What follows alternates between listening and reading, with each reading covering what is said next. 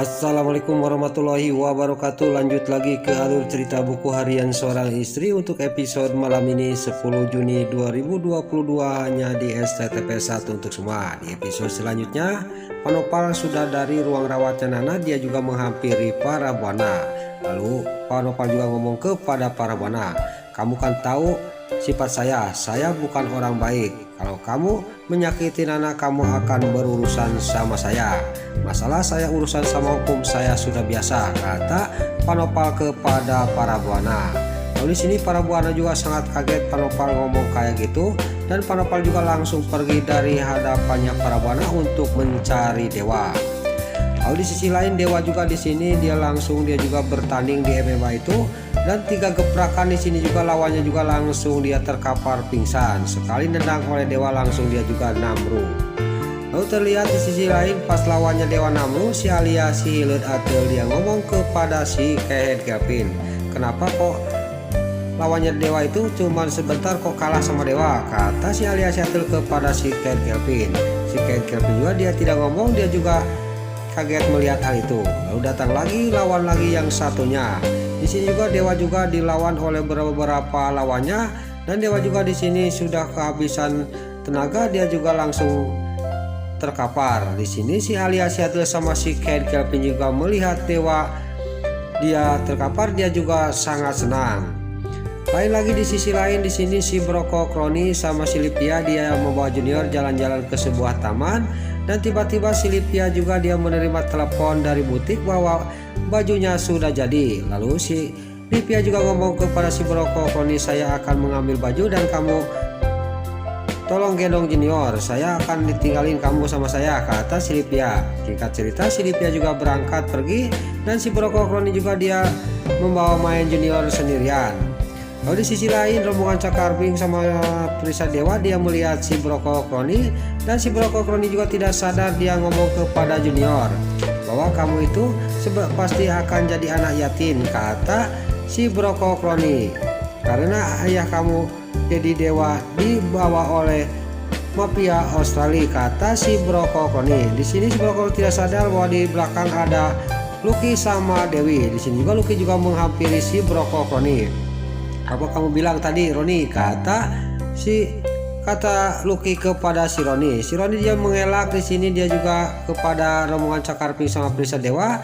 Lalu Lucky juga dia menyuruh kepada rombongan Cakarping mengambil Junior. Lalu Junior juga diambil oleh Neta.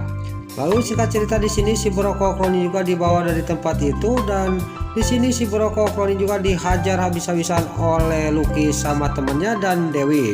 Lalu di sini Lucky juga ngomong kepada si Broko Kroni, "Di mana dewa?" kata Lucky kepada si Broko Kroni. "Siapa yang telah menyandra dewa?" kata Lucky kepada Dewi. Di sini si Broko Kroni juga dia juga belum mengatakan di mana keberadaan dewa, masih tetap dia bertahan. Lalu Lucky juga ngomong kepada anak buahnya udah bahwa si Roni masih belum dia mengakui di mana dewa. Lalu si Roni juga diikat kaki sama tangannya, dikaparkan di mobil box ini. Lalu di sini juga si Roni juga diputar-putar di bundaran Kemang itu oleh mobil yang terbuka kapnya. Di sini si Roni juga dia sangat ketakutan dan juga berjerit-jerit kepada Lucky. Di sini juga si Broko Kroni, "Ya udah saya akan mengatasi tahu," kata si Broko Kroni. Lalu mobil juga berhenti, dan di sini si Roni juga dia mengatakan bahwa dewa diculik oleh mafia Australia, kata si Broko Kroni. Di sini Lucky juga sangat marah kepada si Broko Kroni, dan si Roni juga di sini dia langsung dialungkan dari mobilnya ke jalan aspal. Si Roni juga sampai kesakitan. Lalu di sisi lain di sini di rumah sakit Pasha sama Amira juga sampailah ke rumah sakit karena ditelepon oleh para buana. Di sini juga para buana juga dia mau marahin Suster Amira. Di sini Pasha juga dia tidak terima Amira dimarahin oleh para buana, dan terjadilah cekcok antara para buana sama Pasha. Pas Pasha lagi cekcok sama para buana, dia menerima telepon dari Lucky. Lalu Lucky juga dia mengatakan kepada Pasha, "Saya sudah tahu keberadaan dewa dari si Broko Kroni. Ternyata si Roni itu sudah tahu dari lama, tapi dia tidak mau mengasih tahu. Dia dewa diculik oleh mafia Australia, kata Lucky kepada Pasha. Pasha juga sangat kaget dan dia juga langsung ngomong kepada Lucky, ya udah saya akan menuju ke sana, kata Pasha sambil juga langsung pergi dari hadapannya para buana dan Suster Amira. Lain lagi di sisi lain di sini Panopal juga dia mengumpulkan anak buahnya dan Panopal ngomong kepada anak buahnya, pokoknya kalian cari dewa bagaimanapun caranya, kata Panopal kepada anak buahnya. Tiba-tiba dia menerima telepon dari Dewi.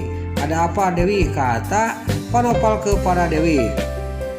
Lalu Dewi juga dia mengasih tahu kepada Panopal, saya sudah tahu keberadaan dewa.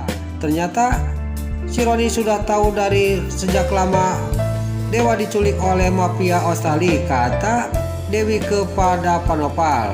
Lalu Dewi sudah mengatakan kepada Panopal. Panopal juga sangat kaget dan dia juga ngomong kepada Dewi, saya tahu tempatnya, kita langsung aja ke tempat mafia itu, kata Panopal. Nanti saya akan dikasih tahu alamatnya, kata Panopal kepada Dewi. Singkat cerita di sini juga Panopal sudah mengasih alamatnya kepada Dewi dan Panopal juga sama anak buahnya juga berangkat ke rumah mafia itu. Lalu Dewi juga dia mengasih tahu kepada rombongan Cakarping sama Lucky, dia juga langsung berangkat mengikuti Panopal. Lalu si Roni juga dia ditinggalin di tempat itu masih keadaan terikat kakinya sama tangannya. Singkat cerita di sini Panopal juga sampailah ke preman Australia temannya dia. Lalu di sini preman itu juga temannya Panopal juga ngomong kepada Panopal, ada apa Nopal, kamu kok sudah lama baru muncul, ada apa ini, kata temannya Panopal. Lalu Panopal juga dia menceritakan semuanya kepada temannya bahwa menantunya diculik oleh mafia Australia. Lalu di sini juga temannya Panopal juga dia akan membantu Panopal, saya tahu tempatnya, kita langsung aja ke sana, kata temannya Panopal. Singkat cerita mereka juga pergi ke tempat ayahnya Batasa, yaitu mafia Australia itu yang menyandra dewa. Di sini dewa juga masih tetap melawan lawannya itu di MMA itu. Lalu di sisi lain di rumah sakit Nana juga di sini dia juga masih teringat kepada dewa. Lalu setelah Amira juga dia mengajak Nana sembahyang untuk mendoakan dewa. Lalu Nana juga sama Suster Amira juga dia mendoakan dewa supaya dewa selamat dari apapun, kata batinnya Nana. Lain lagi di sisi lain si Nurus Tunjung, si alias si Atil sama si Kevin dia sangat senang melihat dewa sudah terkapar, sudah babak belur oleh lawannya. Nah itulah alur cerita buku harian seorang istri untuk episode malam ini 10 Juni 2022 hanya di SCTP 1 untuk semua. Sebelum Mimin pamit, yuk kita doakan para pemain dan kru BSI semoga diberi kesehatan, dan jangan lupa kita doakan sinetron buku harian seorang istri supaya bisa bertengger di rating nomor 1, amin.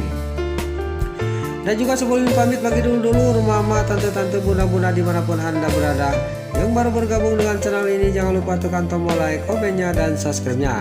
Dan jangan lupa nyalakan lonceng notifikasinya juga ya guys. Dan juga sebelum pamit, Mimin mohon maaf kalau ada salah-salah kata dan kata-kata Mimbarelo, Lobati Soledat, kalau Mimin mudah, Mimin mohon maaf. Sekarang Mimin pamit. Wassalamualaikum warahmatullahi wabarakatuh. Salam sehat selalu dimanapun anda berada. Terima kasih.